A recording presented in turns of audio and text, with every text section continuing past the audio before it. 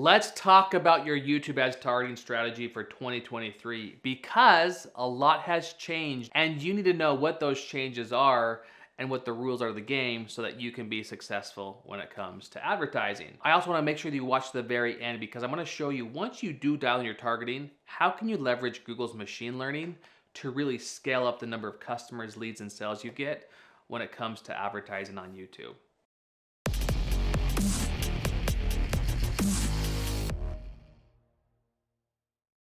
All right, let's talk about what's changed, right?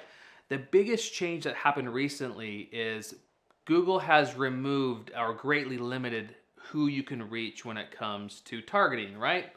So the biggest types of targeting that have been removed or very limited is placement targeting, topic targeting, and keywords targeting, right? So basically you can't target specific YouTube channels anymore.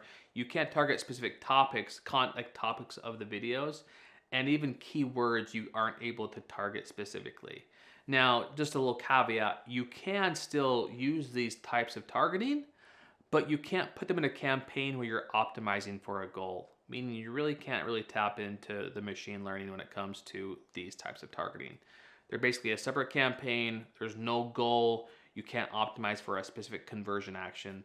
So I don't recommend you use these unless all you want is impressions and views. If that's your only goal, I think it's okay to keep using these targeting methods. But if you're looking for something more like conversions or leads or sales, you should probably use a different type of targeting. Which brings us to the next point. What are our favorite types of targeting when it comes to YouTube, especially now with all these changes, right? Because even though these are big, massive shifts and we have relied heavily on those previous targeting methods, we are still seeing a lot of success with these new ones. All right, they're not really new ways of targeting, but they just shifted priority into what we use. So our favorite go-to one is remarketing, right? If you have a large YouTube channel or a lot of website visitors, you definitely need to start off with a remarketing campaign, right? That way you can show your videos to people who have been to your website, to people who have viewed a YouTube video, and to people who have subscribed to a YouTube channel. The reason why remarketing works so well is because these are people who, for the most part, already know, like, and trust you. They've watched your content, so they're already familiar with you. And when you have the right message put in front of them, it's a very relevant audience.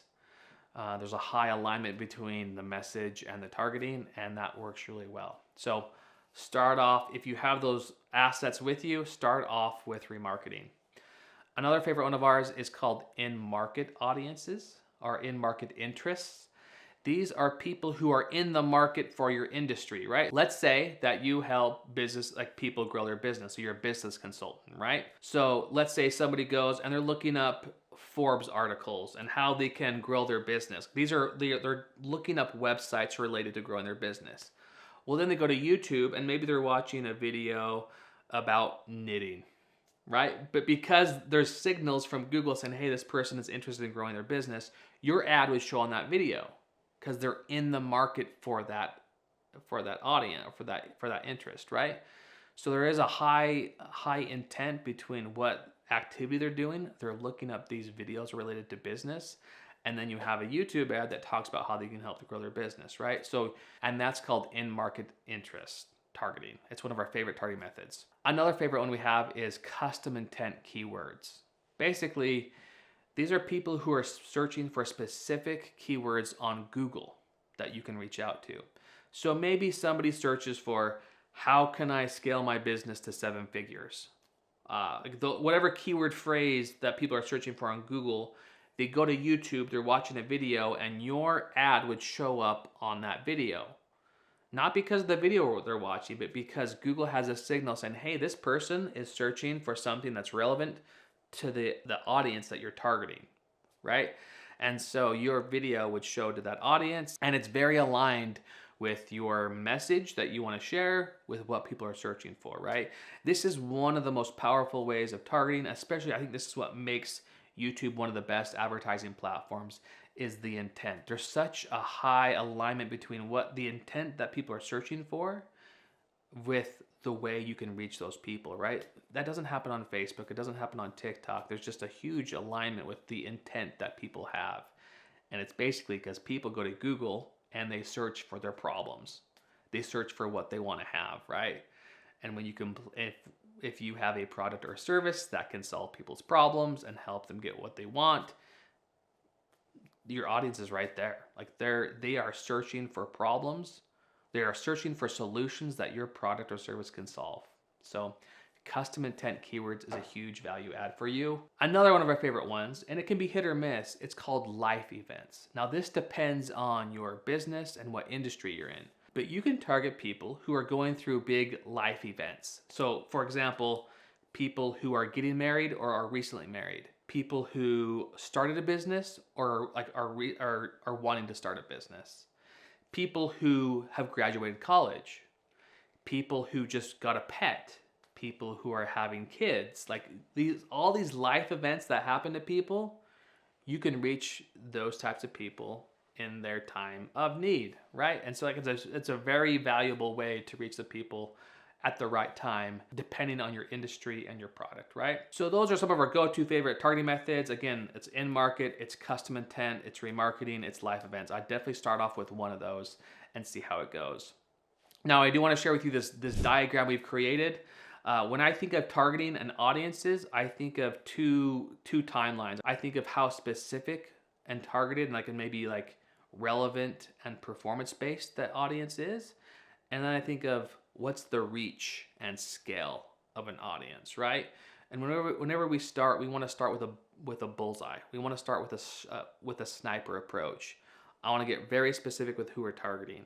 So maybe we start off with an in-market interest, or maybe we start off with a custom intent keywords because it's high performing and there's not a lot of volume in it.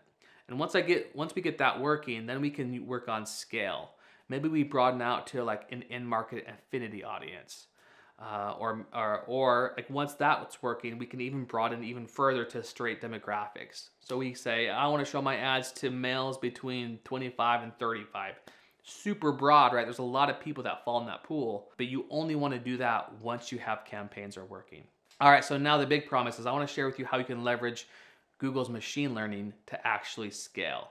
Now this only happens once you have an audience that's working really well, meaning you have the right video, you're showing it to the audience, and you're getting the right metrics. You're getting conversions, you're getting leads, or you're getting sales. And I wouldn't start to even consider this until you start to get at least 20 to 30 conversions a week on one campaign. Once that happens, basically you've trained Google's Pixel to know who is most likely to opt in or to purchase your product or service, right? And so now they've got a good idea of who's most likely to do that. And when that happens, you can start to open up the floodgates, meaning you can start to broaden your audience and scale the reach. So if you have one campaign that's working really well on an in-market audience, you could say, hey, you know what? This is working well for this audience. Let's scale it up. Let's show this to more people. Let's just show this to a broad demographic like men between 25 and 35. And what happens is Google will say, who's most likely to convert and get a cost per lead at this price within this ballpark or within this age range, right? And when you get this, you could go from spending 20 bucks a day to 200 bucks a day to $2,000 a day. Like you can scale really fast once you start to get the conversions on that campaign. I only want to share this with you so that when you start to get those conversions and you get a lot of them within a week, you can start to scale out. All right. So I hope this video has been useful. Again, we've covered all the changes that have happening. We can no longer do placements, topics, or keywords. Some of our favorite ways of targeting people now are with in-market interest, with custom intent and remarketing. And also, once you get those working, you can check out the diagram, what's going to work best for you in terms of performance or scale. And once you get all those working, you can start to leverage Google's machine learning to scale. I'm curious though, what's been working for you? What's your favorite targeting type? I'd love to hear. Drop a comment below and we can start that conversation there.